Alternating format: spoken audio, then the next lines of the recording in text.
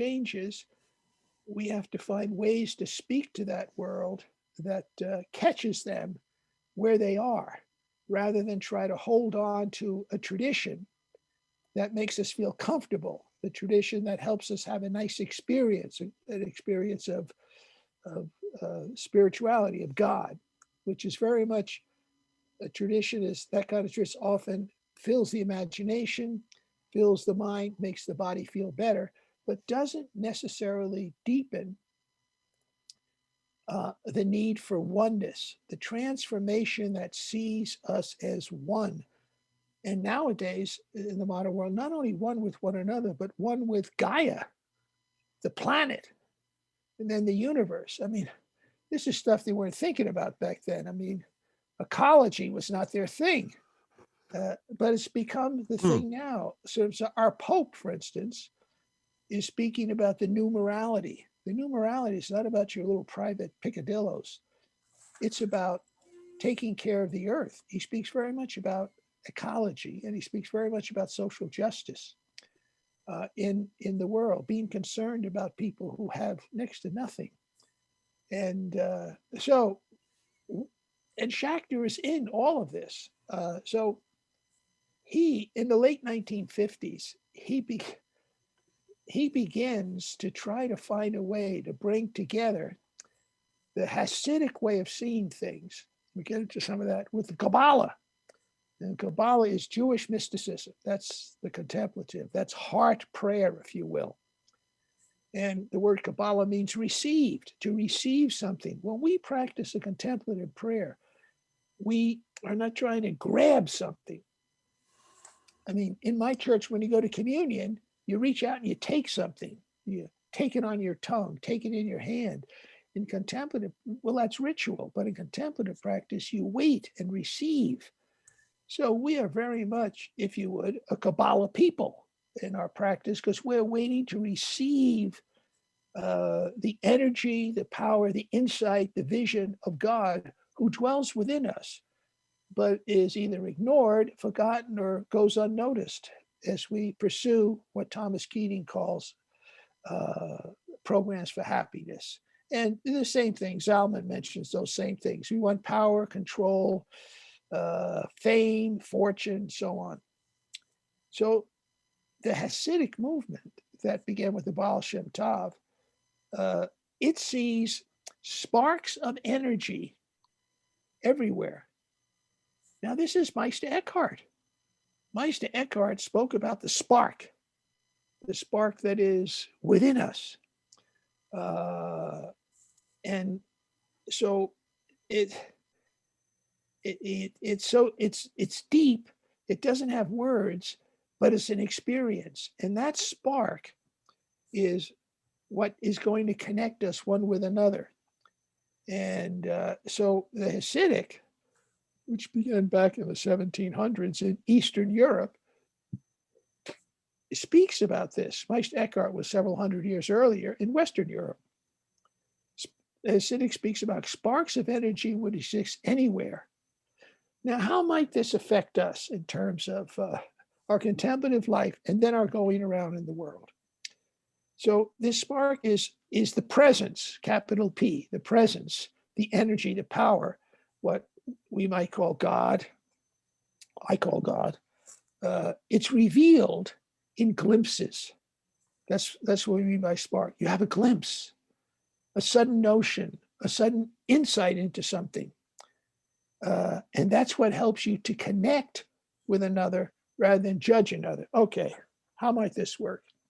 You're walking around downtown Knoxville. You know, that's all been fancied and fixed up. Although maybe a lot of the stores are closed now because of COVID. But last time I was there, they were very open and lots of activity going on and so on and so forth. So say you're down there, you're walking along and you see a man and his dog, and you get a glimpse of unconditional love.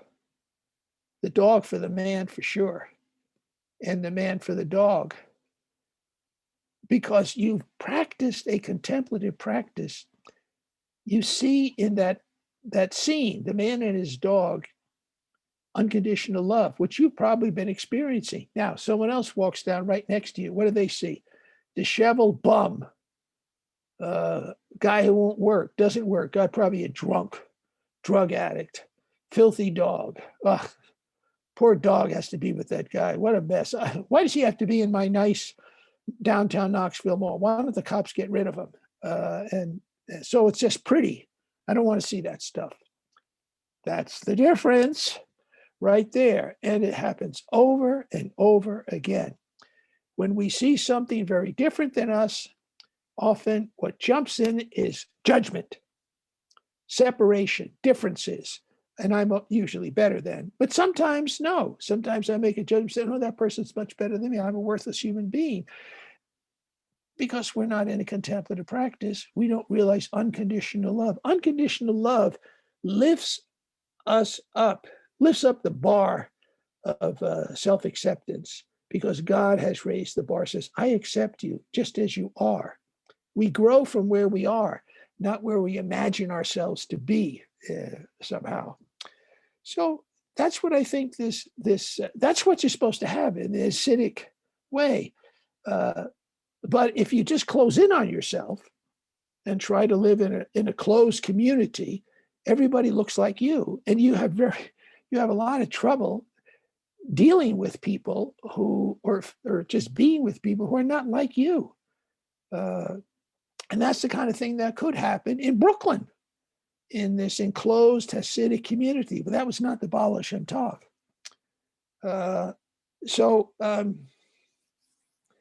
What he says, what Zalman says, for instance, he says, this glimpse is a felt religious experience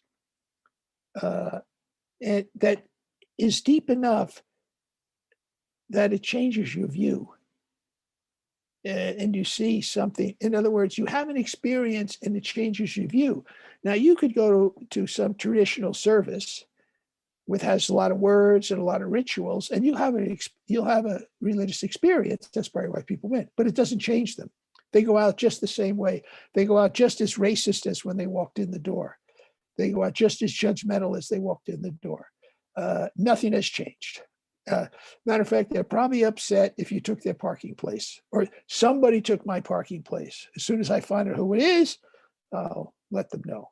It gets crazy. So what he says is the trouble with, he says, people are looking for this felt experience that changes them, makes them a better person, a more connected person. So you're not, when you're judgmental, you're afraid of the world around you. He said, in religious settings, you don't get this kind of deep experience. You desire it. A lot of people desire it, which is why we end up going towards contemplative practice, SOS, seekers of silence.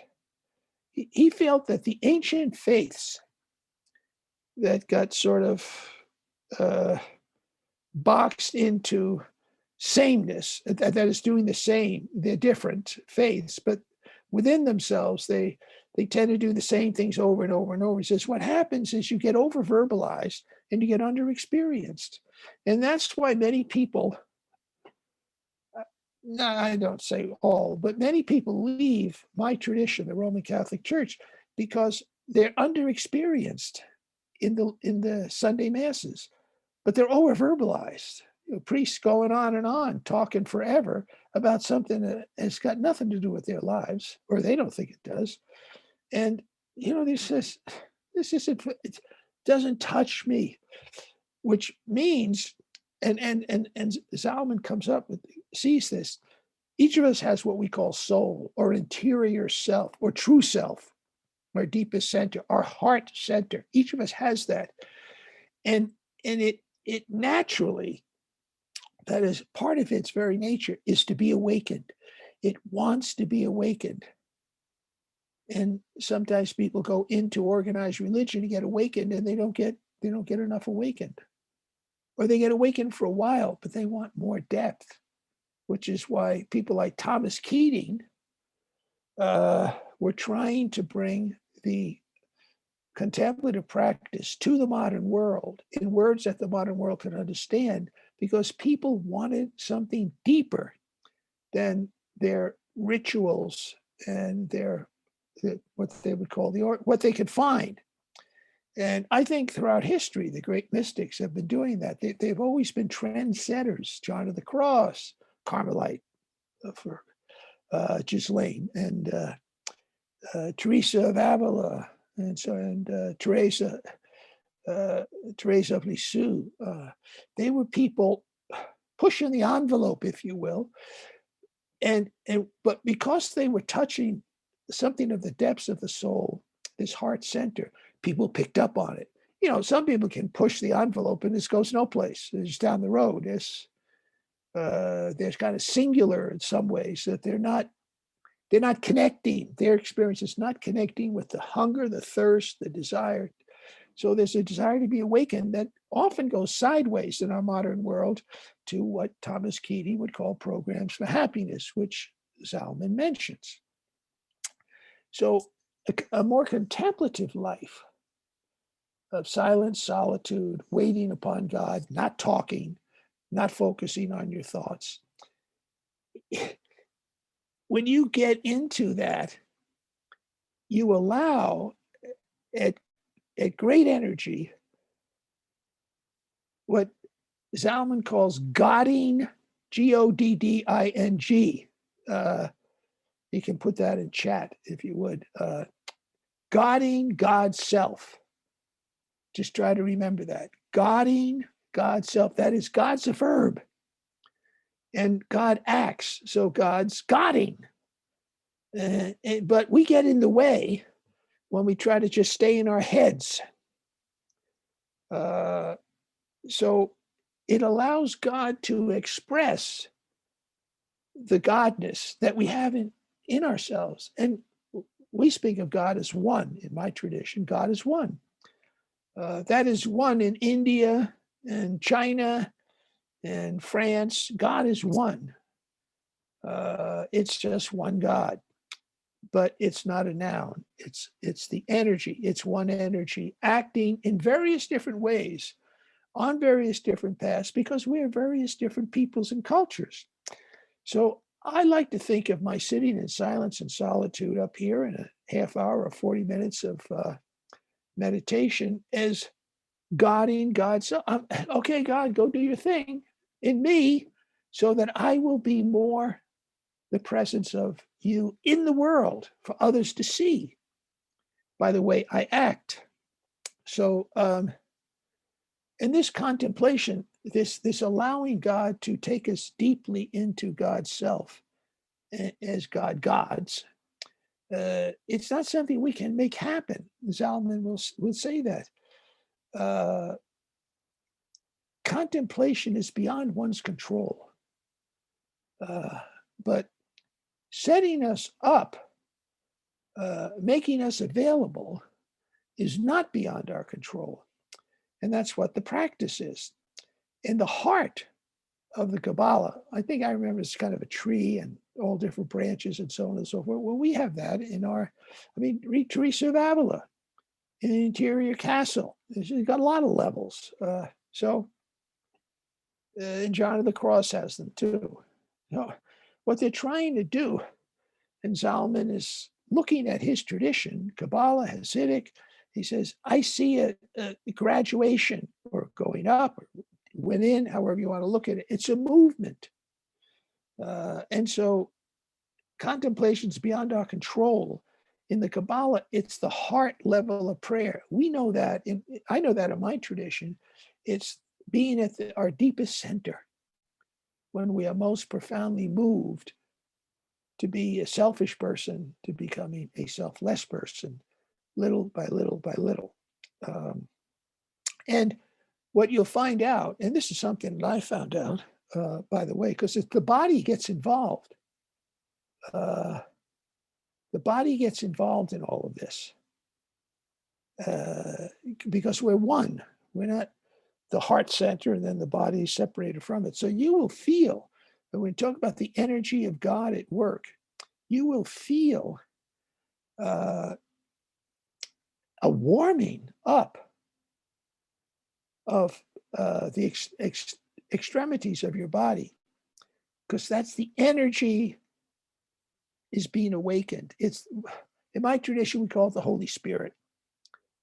We have the Holy Spirit within us. We have this God energy within us. And as it's awakened, it affects our body. I'm living at 8,000 feet. Not every room in this monastery is warm, to say the least. And so sometimes my hands and my feet, they get a little chilly. And right now my feet are kind of aching. I had some skin surgery on a foot, and I will find I could just feel something. I can feel my hands warmed up, and I can feel something in my feet. And I know it's just the way that God says, hey, I'm at work, not to worry. I'm at work. So I am the recipient of all this. And as the recipient of all this, as Zalman says, what happens is my view begins to shift. For instance, when I go to, in my tradition, we call it the Eucharist, when I go to Holy Communion, I see God from my point of view. I look and I say, oh, there's the host. God is in that host. It's the belief of a Catholic. My point of view is God is in the host. God is up there. I get God and I receive God. That's my point of view. The contemplative sees from the grantors. God grants me a new vision. I begin to see now from God's eye, not my eye. That goes back to the person who can go to church and still call some man sitting on the sidewalk who it needs a shower with, and his dog could use the shower too, and wishing they would go away, seeing them as just trash. And somebody else who sees them as the presence of Christ in unconditional love, man for dog and dog for man.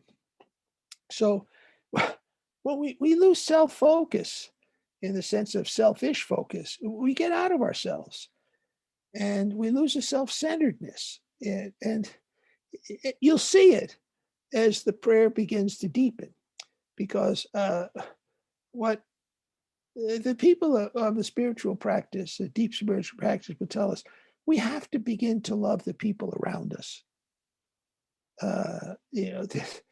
I've met people who they're big into social justice, and they say, big into social justice, there's so much trouble in Central America. These people need help. They need to change the government. Capitalism's not working. But the people around them, they're not very nice to the people around them. They're not very kind and loving. They love people they can't see. They love to change systems, love to change the world, but not their little world. They don't want to have that changed. So keep that in mind. I think that's just my sense anyway. And I think he says the same thing. So Zalman was, he saw himself as kind of a bridge, or he's trying to be a bridge. And I think that's what a lot of us do in the contemplative practice. We're trying to be a bridge, if you will, between something of the past and something of the present. Now, this is one of the ways that he was a bridge. Why were there not, his issues, why so many people, so many Jewish people, young Jewish people, leaving Judaism and searching for meditation practices in Eastern traditions, Hinduism and Buddhism and so on and so forth? Well, one of the problems was, and one of the problems that the Hasidic had, is they lost all their spiritual masters in the Holocaust. See, the Hasidic movement came from Eastern Europe. Eastern Europe was under a lot of pressure from people who didn't like Jews, and they got rid of them. So a lot of the masters of spiritual tradition were murdered in the 1940s. These were teachers of wisdom, and they were lost, and they weren't being replaced. And Zalman was trying to do this. He was trying to say, look at this tradition that we have that you've made a judgment about, or you think is not you, and look at its depth.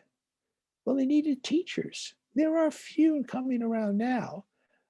It would be a little bit like the contemplative tradition, contemplative path that was in Christianity, that it got didn't get murdered, but it got really put on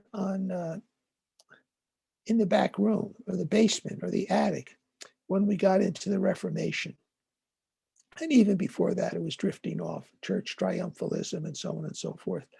We were losing that. And there were a few people trying to bring it along. Like I mentioned, Teresa of Avila, for one. There were some trying to bring it along.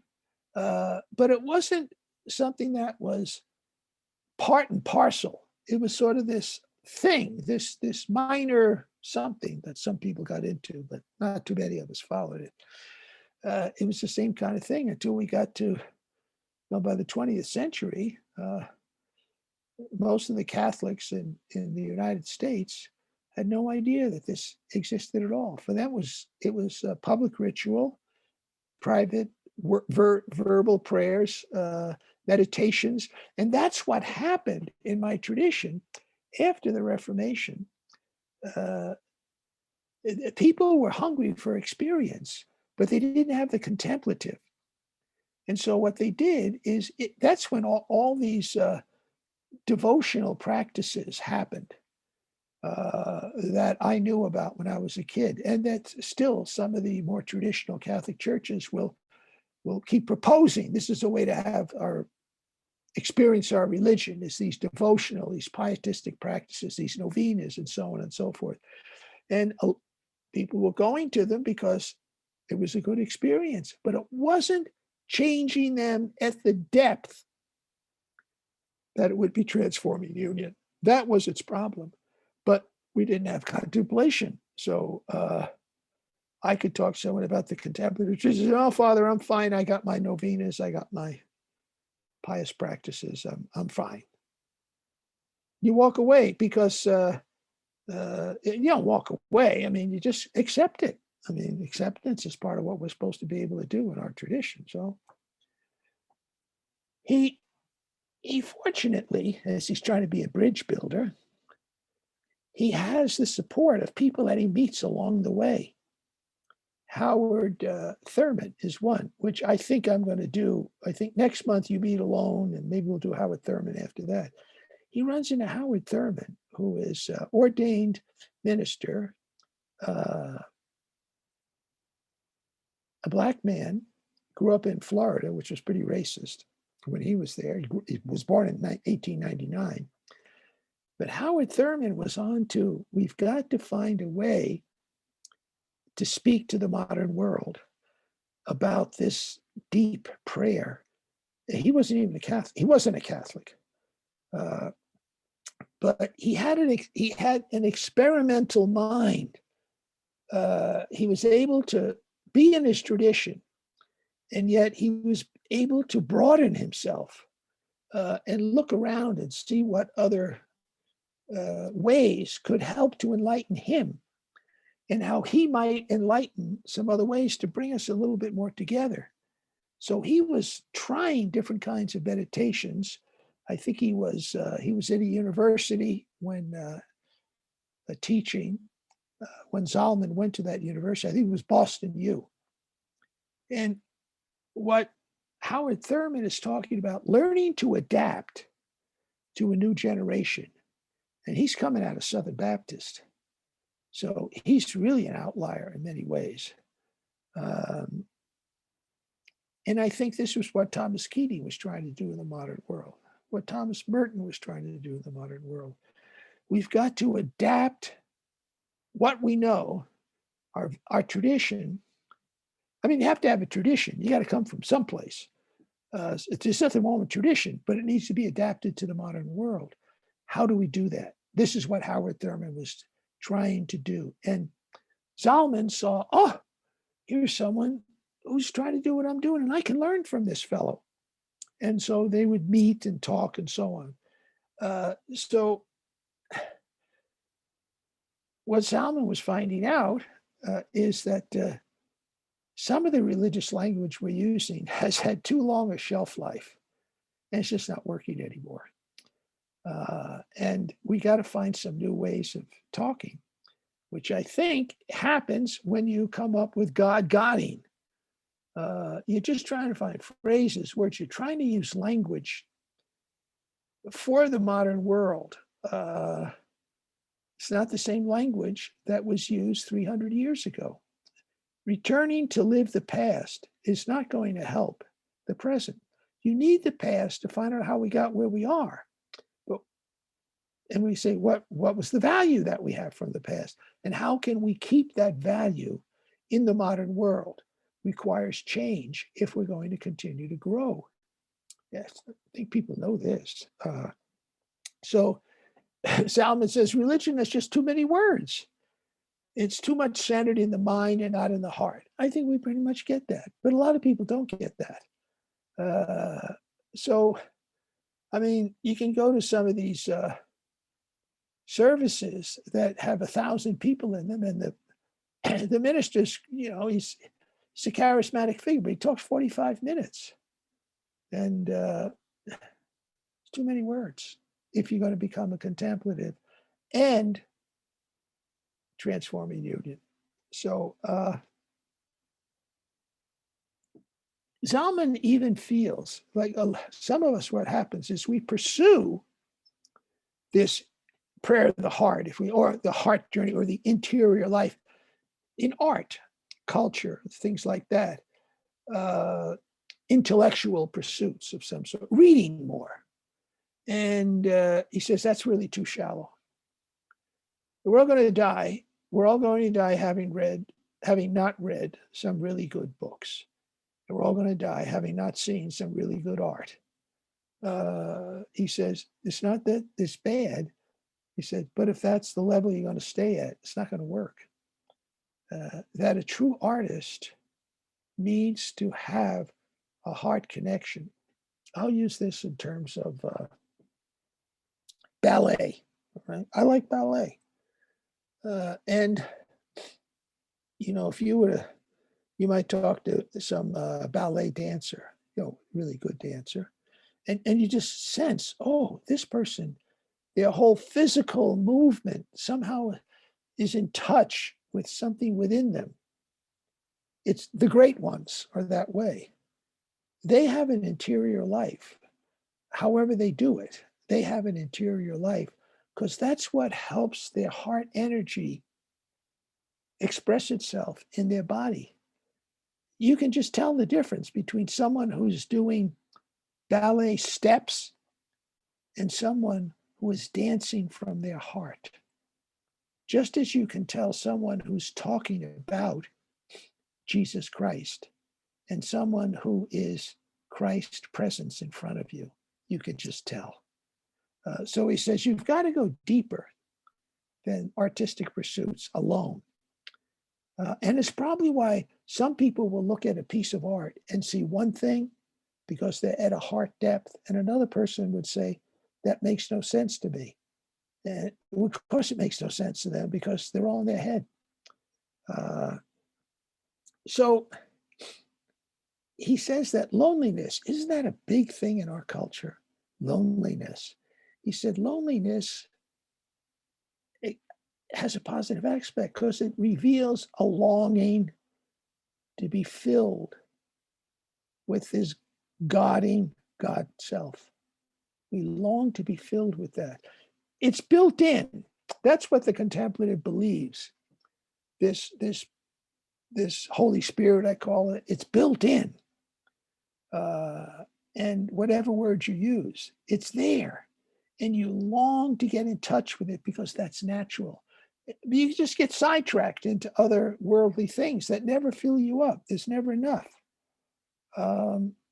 So he feels that. And so I have learned that too. I mean, I was a bit of a lonely kid growing up. I didn't even know I was a lonely kid at that time. I didn't have the wherewithal to reflect on that, but I realized I had a loneliness. And it wasn't just a loneliness because there was nobody to play with when I went out. Then I was simply alone then. It was the loneliness for something deeper that I could find even as a young kid, here and there in silence and stillness.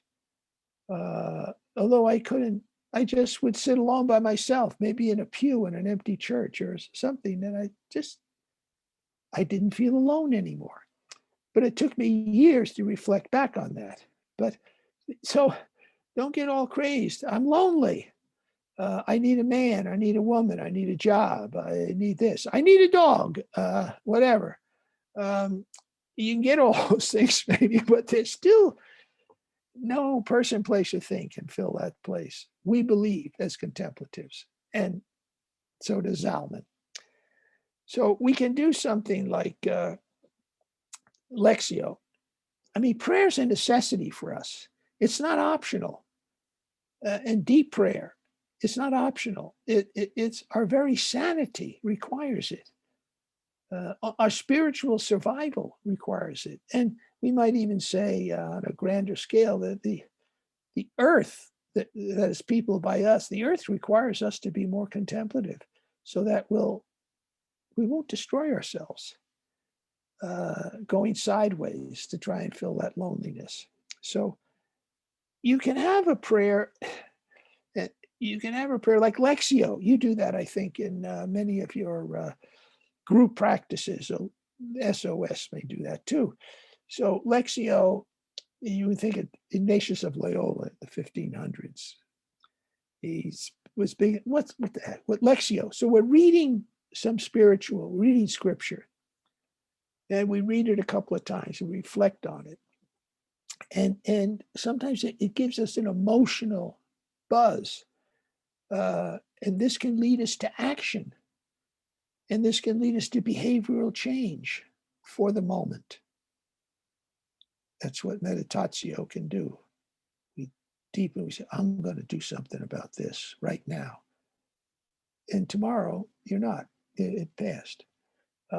Because our habits are so deep, that habits that are not good, habits of self-centeredness, they don't change simply because of that. So you've got to go deeper than Lectio, meditatio, oratio to contemplatio.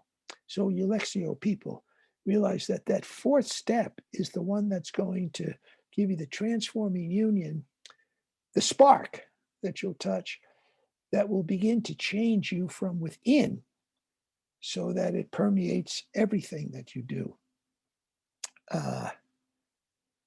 So he speaks about time. And it goes up here, we have the Trappist monks, the monastic life that we live is very much into time. And he reminds us, the birds, we think that, they're not like us. They don't have no intellectual reality, intelligence, no brains, something like that, whatever. We look down our noses at the birds and the beasts of the forest. But they know what to do and when to do it to survive. A lot of us don't. In other words, we have to get into a pattern. We have to use the time that we have to pattern our lives to have a contemplative practice. You have to literally spend time doing it.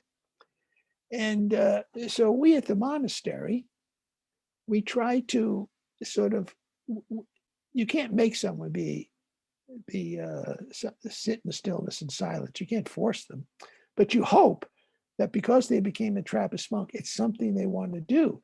So, but what we do to help facilitate this, and this is what you have to think, how does your everyday life help facilitate the energy to practice? That's half hour, a couple of times a day, let's say. So what we do is we have a call to prayer time. That's what monasteries do. Us human beings call ourselves to prayer. Bing, bing goes the bell. We show up a couple of times a day and we pray together as a community. We feed off the energy of each other. We praise God in hymnal chants, and we have mass, and so on. And that's to get the ball rolling. And then at other parts of the day, or sometimes right after mass, or right after the meditation, or maybe before it, people are sitting in silence and stillness, that there's a longing, not just to go to sing and then, be busy with many other things, but it's a longing that's helped along by gathering together in a public ritual. And there's too little longing in our society now for this kind of prayer. And we use time so often as what Zalman Schachter calls commodity time. And the way he explains it, you belong to your employer. And it is for making some commodity.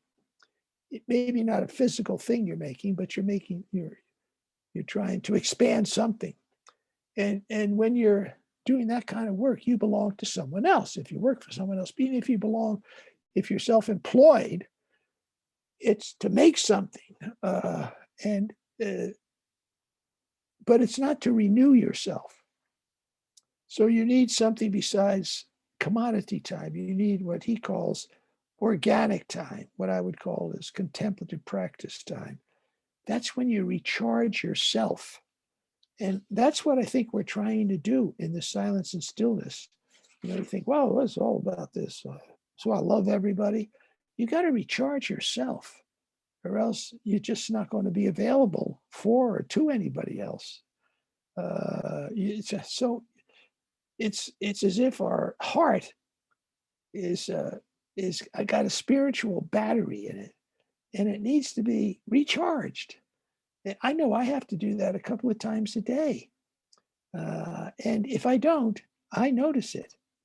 But that's good. I want to notice it. I want to notice that something's missing because I didn't do my practice. I'm getting out of sorts. I'm getting all about Terry Ryan and not about the people with whom I live. I just know it. I can feel it. I can experience it. And for many people, that's all their experience is just experience of this kind of dissimulation. So we need to find a way to get into a rhythm of silence and stillness. Someone who says, my prayer is my work, or my work is my prayer. It doesn't work for me. So I don't make a judgment about them. It doesn't work for me. I don't know who it does work for. I'll assume it does for somebody. But this kind of renewal prayer, you don't get paid for that. And that's what often people say. I don't have time for this stuff. I got to get out and I got to make some money, or Teresa's got to go feed those horses, and so on and so forth. The horse got to eat. The horse does have to eat, but so do you. You have to eat. You have to have the heart fed. So you have to find out, how am I going to do that as well as feed the animals?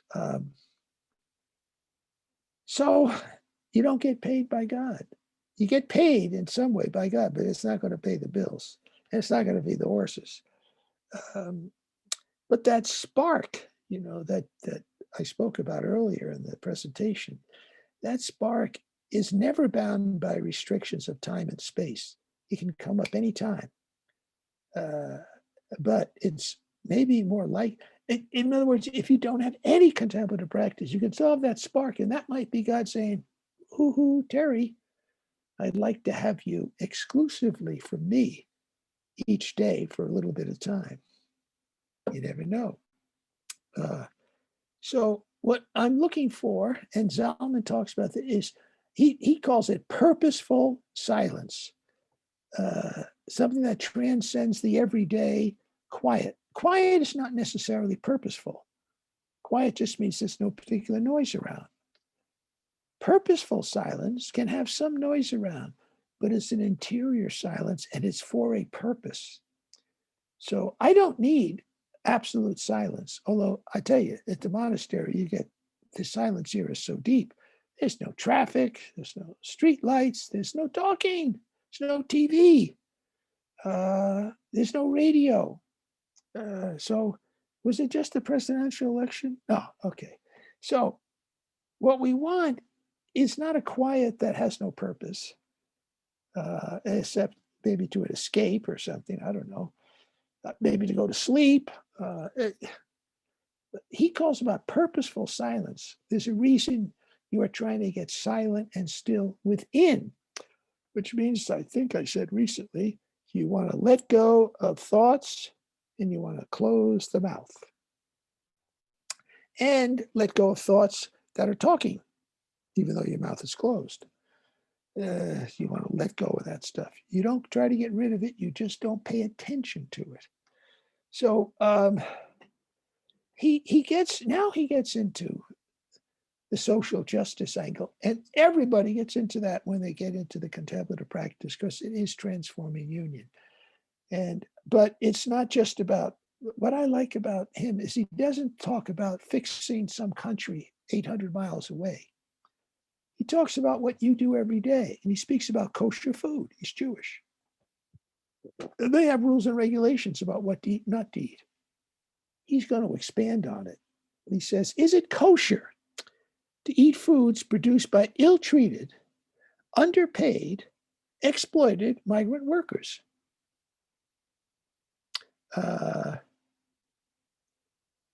Divine transformation, sense of oneness, brings you into solidarity with others. And it will lead to a certain amount of social justice, but it needs to be practiced right here where you are. So he's asking people about, what are you eating? And we hear people talking about, what are you wearing? Who made it? Where? And so on and so forth. So he's into, okay, he's got that. Now he's going to move over. He did mention something about the body, and I find this very much so myself. In working on spiritual consciousness, he feels that it should be preceded by care of the body.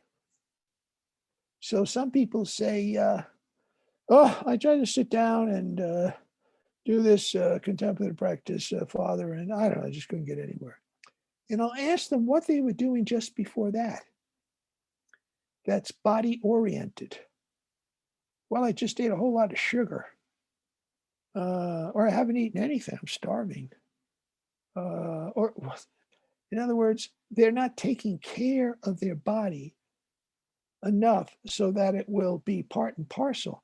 Yoga, Tai Chi, you see these things being done by people, and they'll say, this is a part of a spiritual practice. And of course, if you're an outsider, you say, no, all I see is you're doing exercises or movements. I don't see any sitting stillness and prayer. But there is some yoga practices, and certainly Tai Chi and Qigong. I see Qigong is done all over San Francisco, or used to be when people could afford to live there. And it's asana prayer. How do you know? I've practiced these things, and I have found them to help me get towards the heart place. So it's body, spirit, if you will. But just doing some things to make sure that when you sit, you're not all concerned about your physical body. It aches, it does this. So I have a certain kinds of stretching that I do, certain exercises that I just try to do during the day, a little walking. What I find, for instance, if I'm baking bread and I'm standing, I can't just sit and meditate. At the end of that, I am beat. So I need to put my feet up, I need to rest, and then I need to stretch my body out, because it's just been so leaning over all this kneading of dough and all kinds of stuff, cleaning up all the mess. So you just have to find a way to make sure that you're not focused on your body that it's at peace. It's got some kind of rest. So he brings that up. That's the modern world. And I think people are interested in things like yoga and Tai Chi because we have this spark in ourselves at the center, at our heart. And even if we can't talk about it, we know that people are looking, and they'll try things, because someone will say, hey, once you practice this, you'll be at peace, or something like that. Or as he says, give your body to God and the soul will follow. It's one way of looking at it. So this past, the traditions, he says, it can teach us how we got to the present. But if you live in the past, it ends up being fundamentalism, very tribal, very cultic. We can't live in the past. We live in the present. What can the past teach us? It can show us how we got to where we are. Now, where do we want to continue to go? So you have to be connected to a tradition. He's suggesting, I mean, he's a lifelong Hasidic rabbi. You want to be connected to a tradition because there's a lot to be learned from it, but you don't want to get stuck in it if it's not speaking enough to the modern world. So our tradition has a contemplative practice to it, as well as ritual, sacrament in my case.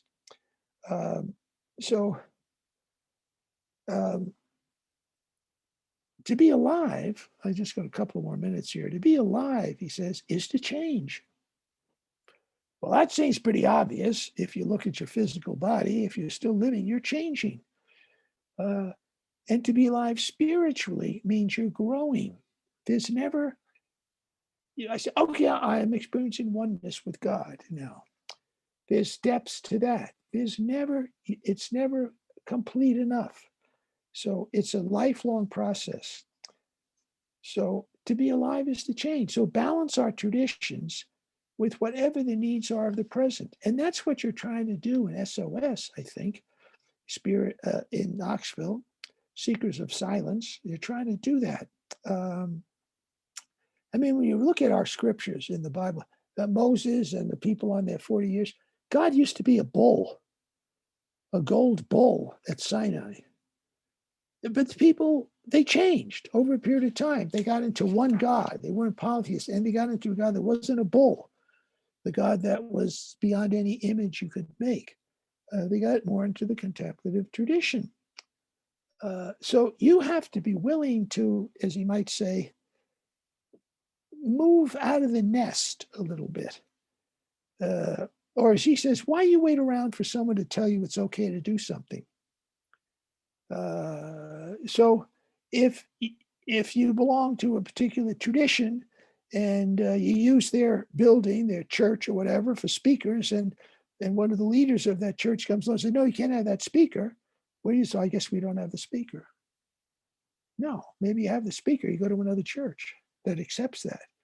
And that, in fact, is what SOS did. You sometimes have to get out of the nest.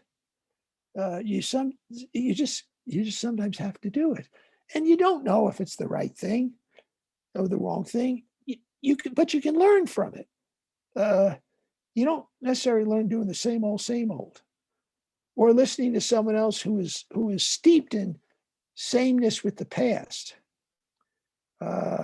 Once you settle into doing it like we always did it,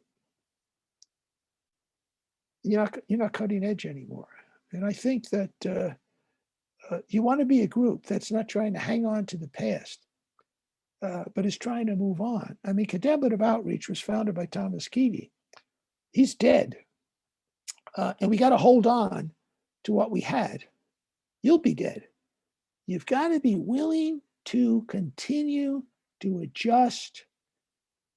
And you'll have a sense of how to adjust and shift and change and when to get out of the nest, because you're contemplative. You're not all about yourself, getting your own way and so on and so forth. So in some ways, we're in paradigm shifts where some want to get back to earlier times, but these modern worlds, it's a paradigm shift. And going back to the old ways, because that's when you felt good, is not part of growth. I could say, I want to go back to the way I was in grammar school. I had just a wonderful time then with the Latin Mass and so on. And some people love the Latin Mass. It's the only place that they get a real spiritual buzz. But the English Mass doesn't do it for them. So that's what they're looking for. I keep reading and studying and pondering so that I can continue to grow and hopefully be able to offer you something. So if we're going to have a healthy religious life, it has Zalman says it has to be interdependent with other religious traditions. Think of it as parts of a body. And what we've done for so long is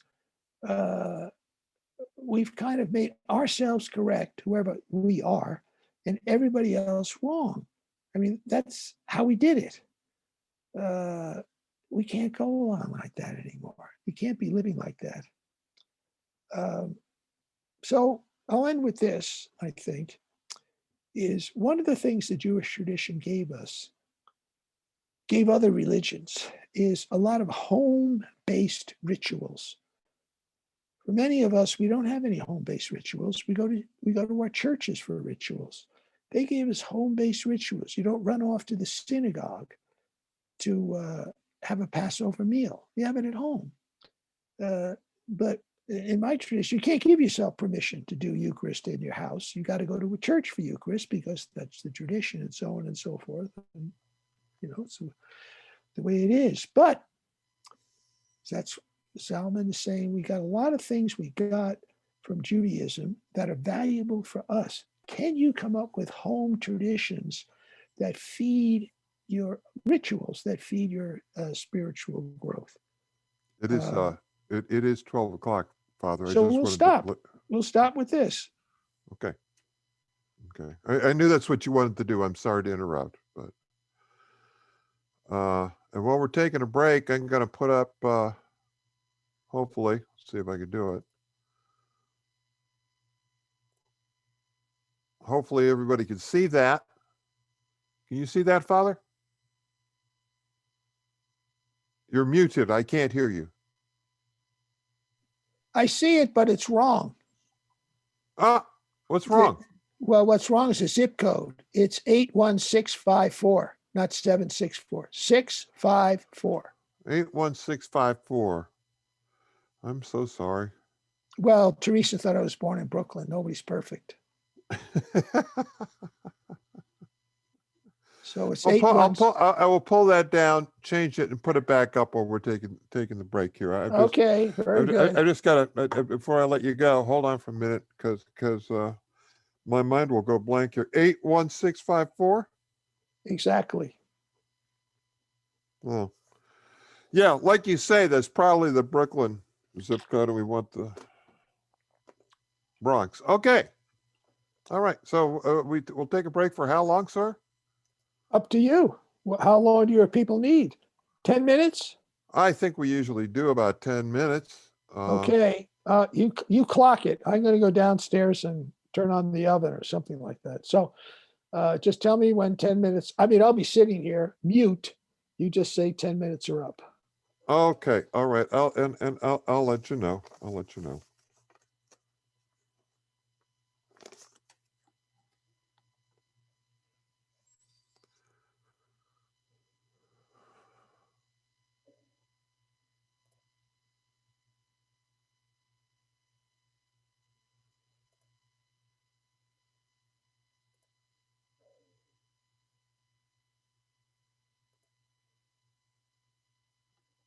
Did I get that right now?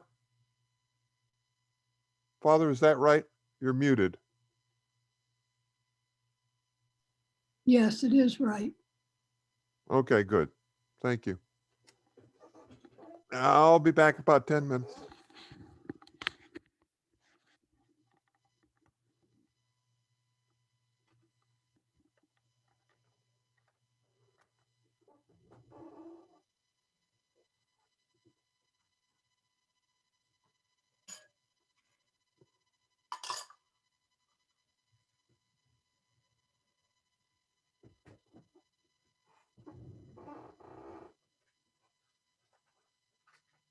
I'm glad to be on.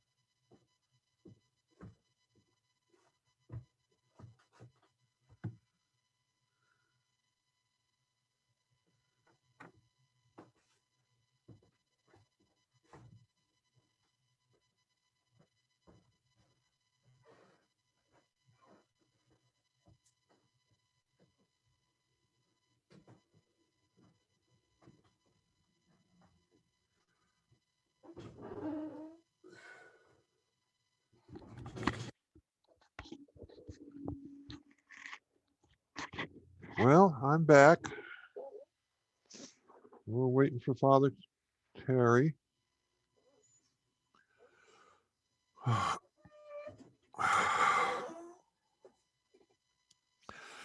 For what it's worth, my official timer is how long it takes me to go into the kitchen and make a fresh cup of tea. So.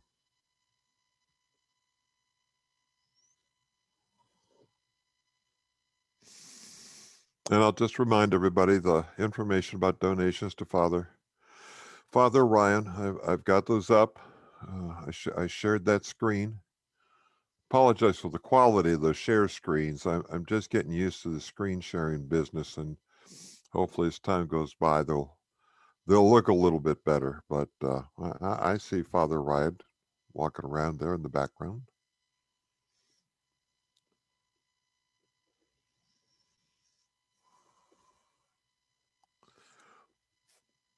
Hello, Father.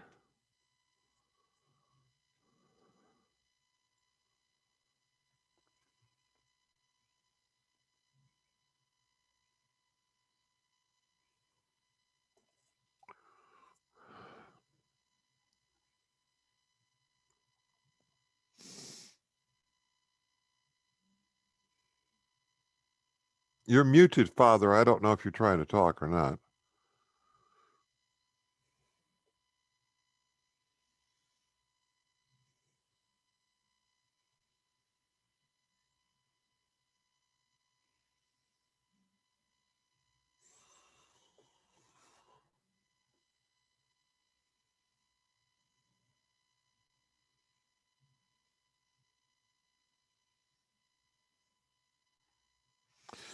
By the way, do we have an official timer? Who's going to keep time today? Mary, you often keep time. Are you going to do that today? I'm able to. Okay. We'll see if that's okay with Father. And Are we ready? yes, Father. I was just talking. You're muted, David. No, he's not. I don't think I am. David's not muted, Father, nor you're not muted, and I'm not muted. So maybe it's something with your I system. forgot. You got to plug yourself in. You're fine. I'm not. I had my earphones on. Okay. Yeah, now you can I'm hear not muted. everybody. No, Father. I was just talking to Mary. This is when we usually do the 20 minutes. right. Mhm. And Mary's volunteered to keep time. She's got that very nice chime, and she's a good timer. Correct. I'm ready. Okay, all right. And I got to go ahead and after we get started, I got to go ahead and switch the screen. So the screen says that please be quiet. Okay. Yeah. And so Mary, Father, whenever you guys are ready. Okay. We're going to practice 20 minutes of solitude and silence. That means you try not to make any noise, or at least go mute on your mic, and then just try to sit and don't pay attention to your thoughts and don't talk. Okay, Mary.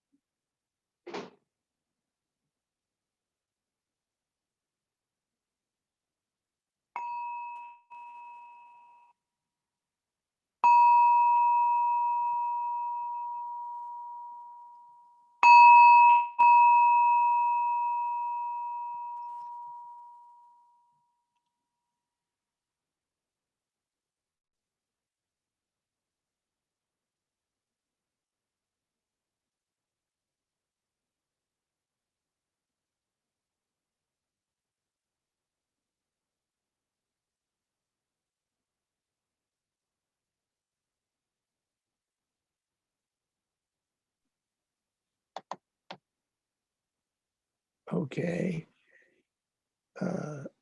When you're ready, just open your eyes if you've had them closed, and just sort of come back into the room, if you will, or come back into the Zoom. And it's about now that, oh, I see Margaret Cleary. It's about now that we have questions. There's two ways to do this. You can put a question in chat and I'll see it there, or you can unmute yourself and say your question or raise your hand, and someone will see it. Yeah, that's right. I'll see it. If you, there's a little, some buttons down at the bottom. It says reactions on a lot of your screens, and you can use that to raise your hand, and I'll be on the lookout for you. Or if you want to enter a question in chat, I'll be watching chat and see that. Or if you want to ask a question, just audio, just turn on your microphone and say, "Hey, I got a question," and we could do it like that. As some of you turned your video back on, I shut your video back off. We have got right now we got 38 people. We've had as many as 45 people here today. And it takes up a lot of bandwidth if everybody's got their video on. So if you turn your video on so we can see you, I'm going to go ahead and shut it off. I just did that to Corinne, and I apologize for that. I'm not trying to be rude. But... Poor Corinne, she wanted to ask a question.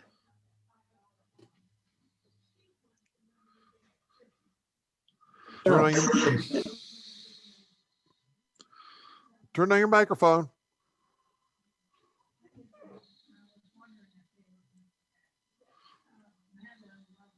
She's saying something. Yeah. It's not coming through. Monica, I've got a question. I don't know if there's a question or what. It's Monica to everyone. I was late tuning in. I see it's being recorded. Where can we access the replay? Boy, that's a good question. The replay. This is an iCloud recording. If you get in touch with me, I can share the iCloud recording with you, or you can get in touch with. Let's see if he's still here. Christopher Lake, who is at Snowmass Bookstore at gmail.com. I just put it into the chat. Okay, yeah, and he records these in a format that's much easier for everybody to access. And then I see Jane Kay from San Francisco's got a question. What was the rabbi's congregation's reaction to his exploration of contemplative practices and ecumenical efforts? As you might expect, he was somewhat ostracized because they just weren't ready to go there. And I also mentioned a fellow named Howard Thurman. He went into San Francisco at one point and started, I think with some other people, his own ecumenical interfaith church for everybody. You will find that you can just go so far with the main line, and then they just say, we don't want anything to do with you anymore. So he actually ended up teaching at Naropa in Boulder, Colorado, after he so-called retired, because Naropa was open to him, to people like him who were trying to be bridge builders. They are Tibetan Buddhists is their tradition, but they are open to other traditions and sharing. And so he came out here, and he actually died in Boulder in 2014 and is buried in Boulder, and was a friend of Thomas Keating, who at that time was, when he wasn't traveling, was living right here in Snowmass, Colorado. I see that Christopher has posted on in the chat room that this meeting is going to be uploaded to Snowmass Bookstore, one word, snowmassbookstore.com by tonight. There will be a link to our monastery's YouTube channel. And that's the Snowmass Monastery, right, Father? That's it. Same place.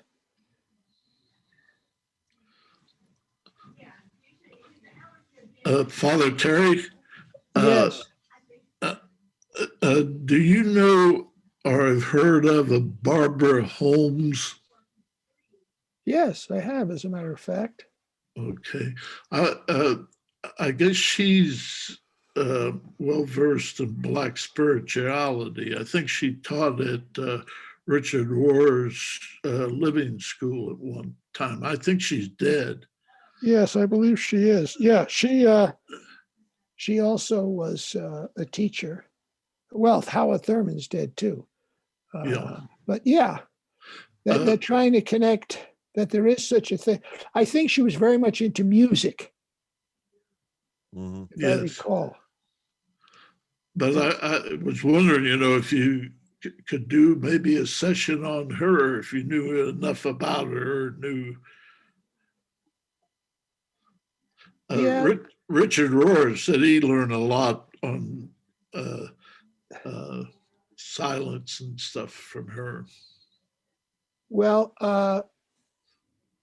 they have a whole different aspect of silence and solitude in the way they do things, and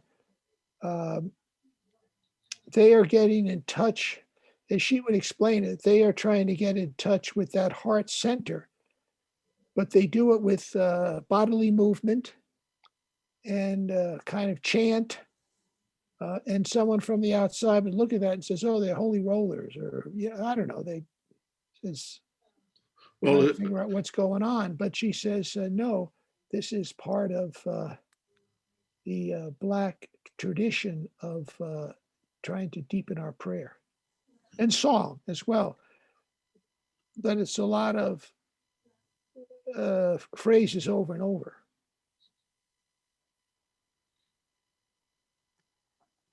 So that raises an interesting point for me because I practiced contemplative prayer for decades, really. But I now I still consider I don't worry about the labels, I guess. Okay, but what I do now is chant. I chant every morning. I chant with candles, sometimes with incense. I chant the Psalms and some related prayers. But that actively centers me. And as you were talking about earlier, Father, it's a lot more more experiential. I like it because it involves my whole body.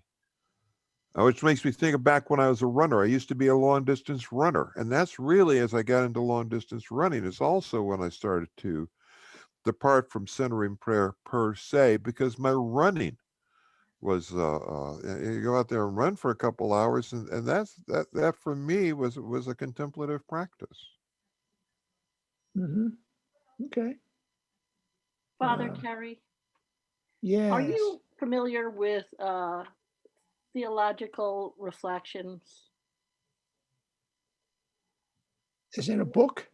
No, it's like and I thought the Catholic tradition did this too. I'm part of EFM, Education for Ministry. It's like a 4-year program for people that in Catholic, Lutheran, and Episcopal churches do this. And part of the thing is you're supposed to do a theological reflection. And we had a man come talk this last class Tuesday night.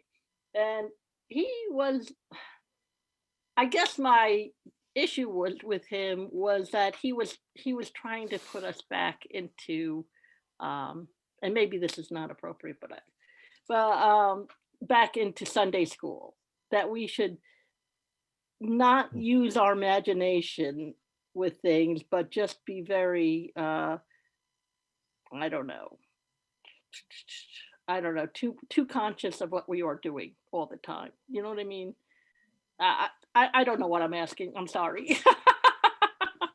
Yeah, well, I'll come back to it. Okay. I'm not familiar with that. Somebody did recommend a book by Rabbi David Cooper, God as a Verb, Kabbalah, and the Practice of Mystical Judaism.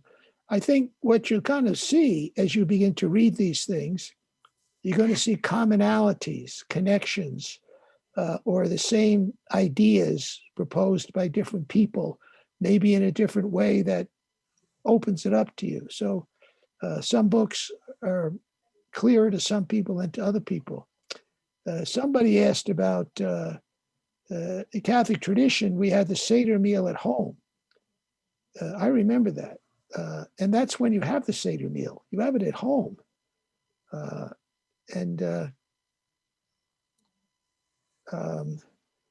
I think what you could do, one thing you could do easily, is do a scripture reflection. No, first of all, read scripture, do a Lectio, and then share your thoughts on the Lectio, and then break bread together, especially if it's homemade bread, and a couple of other simple things. Break bread together and have, a drink. It doesn't have to be wine, doesn't have to be alcohol, and think of it in terms of doing what Jesus did. Is he ate with people, and he ate with all kinds of people, and so I mean that's a ritual that one can easily do. What the private devotions did for people is it allowed them to have a spirituality at home when it was unsafe to be in church because of plague, very much like today. So these novenas don't have to be done in church. They're private devotions, and they can be done anywhere. So you can do them at home very safely, and that helped people to have a sense of doing the tradition. They couldn't just, in other words, contemplative practice is not the only way to do your spirituality. It's the part of the way that I talk about, but it's not the only way to have a connection with God. And just be willing to stop in the middle of your novena if you feel a nudge to be quiet and still. That's the only thing I tell people who find they get great satisfaction out of a novena to some saint. So those are rituals that can be done at home easily. Supposed to be done at home. Father, early on and then at different times throughout your talk, you talked about experiential spirituality, and that made me think about liturgy and how Western liturgy, and frankly, I'm thinking of the Protestants, have really moved away from and continue to move away from a participatory liturgy to a performance service where you've got a rock band and a preacher and a choir and so on and so forth, and they're all in the front and they're performing, and everybody sits there and watches, although sometimes people sing hymns. And I'm afraid in some Catholic churches I've seen a move towards this, but it's my understanding that in traditional older Catholicism, it is a very participatory thing. It's a much more experiential event, and that's the reason for the candles, for the vestments, for the incense, and so on and so forth. So you're actually experiencing with more of your senses the worship of God and participating in the worship of God, as opposed to just sitting there and watching a performance. Would you care to comment on that? Well, that's what it's supposed to be, which is why in the Catholic tradition we have a lot of things. You mentioned them: candles, water, oil, and there's a lot of action going on, and hopefully people are some way participating in it. When I was a kid, we knew Latin. We knew what the English words were for the Latin words. And so, because we just did it over and over again. And so as the priest was saying the Mass in Latin, remember there was no microphone, I could follow along in my missal, either in Latin, which is on one side of the page, or English, which was on the other side of the page. And people had missals back then. They were participating. But after a while, Latin, things move on. The society moves on. And so people didn't have books. So what are they going to do? So they found something else to do. They would say a rosary while Mass was going on. And then it went to English. Some people participate better than others. But I think the whole the mega churches, people looking for a religious experience, they're looking for a religious experience. And they're looking for someone who speaks in a way that grabs hold of them. It's not contemplative. That's all. I'm not saying it's not worth it. I just don't know that it's going to make you. I guess one of the things you look at is when you go into a church, say to yourself, does everybody look the same? And if there's a lot of different colors of skins and languages and all, it's more of a unity thing. If everybody looks the same, and that's, I think, what people like Barbara Holmes and Howard Thurman are saying. I mean, religion is segregated in this country, and we got to get beyond that. Susan Conversano, I hope I'm pronouncing that name right, made a comment in chat saying, regarding the Jewish traditions we might follow are the lighting of Sabbath candles and prayer on Friday evening, the prayers and ceremonies for the days of Hanukkah, the beautiful mourners Kaddish. I think that's how Yep. that's It's another thing you can do. Yeah. Yeah.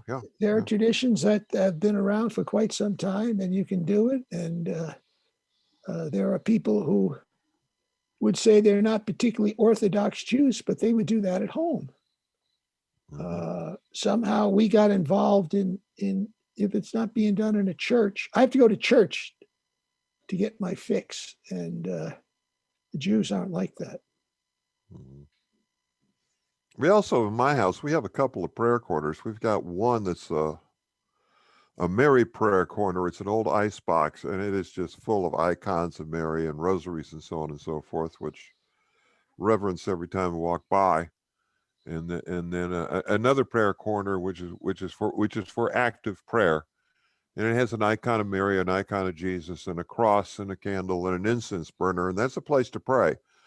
And the prayer is the prayer is active. The prayer involves prostrations and singing and so on and so forth. So try to do that on a daily basis, not just on Fridays. Yeah, the Christian tradition, or at least the Catholic Christian tradition, has a lot of things on walls and holy cards and stuff like that. That's not particularly Jewish. Yeah. Certainly not particularly Protestant. No, that's the big distinction. Elizabeth, did you have a question? I see you turned your camera on. I don't know if you intended to ask a question or if you just turned your camera on. No, I don't. I'm just enjoying listening. I'm sorry. Oh, okay. You're fine. Well, I think Meredith Fuller brings up a good thing. Why aren't we talking about silence and solitude? We spent 20 minutes on it. The next thing, we're comparing religions, which isn't going to do much for you anyway. So rather than know a lot about other religions, my focus would be, well, I sat for the 20 minutes. I literally felt my hands and my feet warm up. I'm in socks. My room has a rug, and so I'm in socks. I don't have any shoes on.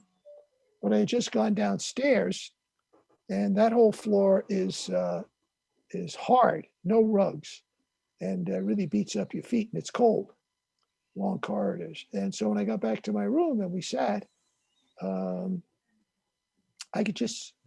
noticed that they just warm up. It's not like you're thinking about it, but usually after the 20 minutes or half hour, even during, there's some sensation that I may notice. All of a sudden I said, gee, my hands were cold when I started.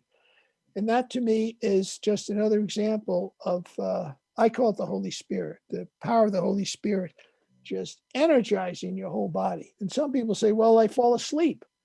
Well, that's what you needed at the time. Okay. So not to worry about it. You needed a little sleep, a little rest, but just because you think you're sleeping, and I guess you were sleeping, I mean, that was your experience, doesn't mean that the Holy Spirit's not working on you in a transformative way. So people think, oh, if I fall asleep during my meditation, I've X'd out what God can do, which is just another way of saying I'm in control, or God's not omnipotent, or so on. So I don't worry about if I fall asleep, if it happens. If I'm always falling asleep, I might say, well, I like another time when I'm a little bit more awake, but I'm going to continue to do what I do when I do it. And if I doze off, I doze off. God's at work. God's even at work when you're doing other things. But I think the 20 minutes helps you to get, just helps you to be open, facilitate God-godding, if you will, and to enjoy it, enjoy the results of God's work. And then for the people around you, they will enjoy the result of God's work because you'll be more loving to the people around you.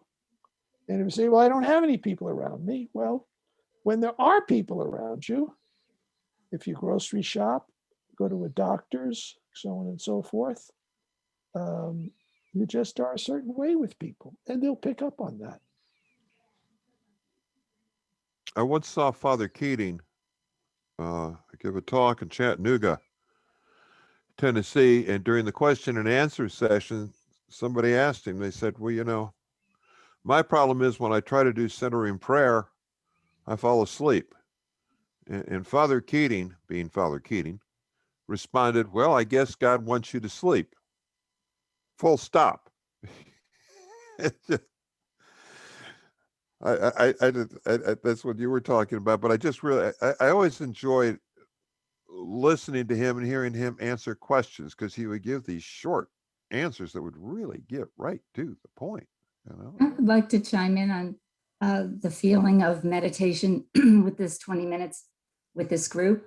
I meditate every day, 20 minutes of silence, but doing it with this group, even though it's Zoom, the intention and the collective energy still made my meditation more effortless, kind of like swimming in a salty water. You're just more buoyant.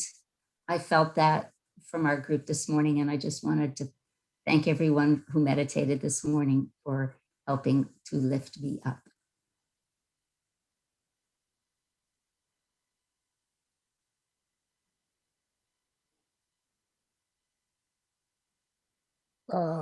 Something else on just focusing on Meredith Fuller's question is a lot of us who are I don't have to worry about that up here because I'm in a monastery. In other words, my culture is supportive of what I do.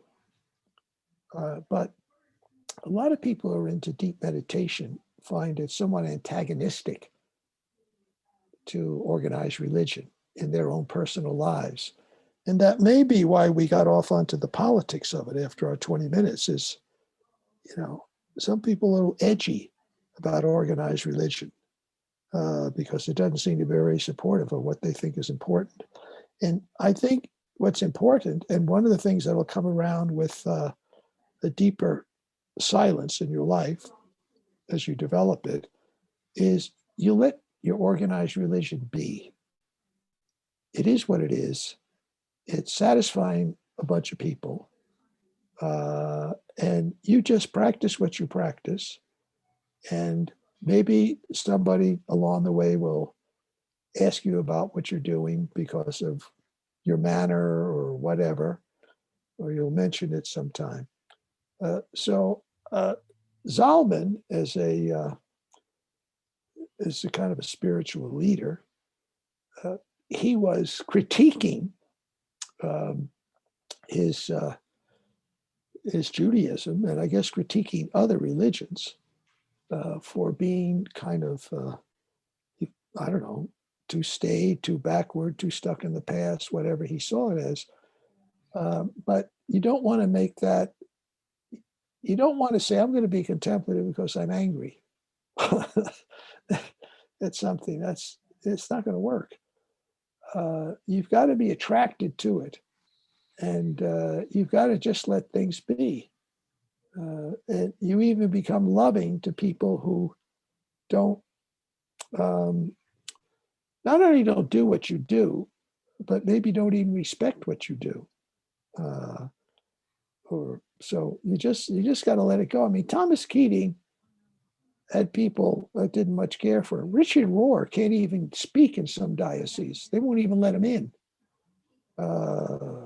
So it's just the way it is. And if you're going to be on the cutting edge of something, don't expect tradition to accept you. I mean, it's just too much, but you have to accept them. That's the difference. You've got to learn to practice acceptance. And as they would say in Alcoholics Anonymous, unless you're on a spiritual path, you're not going to be very accepting of anything. So I try to just let it be. Life's too short. I'm not going to change the Catholic Church. It is what it is. And it has a lot of good things to it that I take. I mean, we have Mass every day here. We have the Eucharist. I mean, we're Catholics. But if I go someplace and I hear something, I just have to, that's the way it is. It's, you can pray for people. God's at work in other ways than contemplative prayer. So it's not your job. Your job is you. And then your job will be other people as you get on the right path for you. I mean, contemplative prayer is an invitation from God, and it's God's doing. We can only have a method, if you will, however that method works for you. Agree with Father Terry. Okay. I see the political structures of my mind. Okay, another way to say habit. Oh, very good. Okay. Meredith is on my prayer list. She agrees with me. So it's what is it? It's 1:00. Don't you people ever go to lunch? Yeah. People stop asking questions. It's your fault, Father, for being so interesting that people have a lot of questions and comments. So yeah, well, if I don't go and get that pizza ready for these monks, I'm going to be challenging their contemplative. okay. Well, I have other jobs. Well, with that, I'm gonna go ahead and stop recording, and maybe Christopher will as well.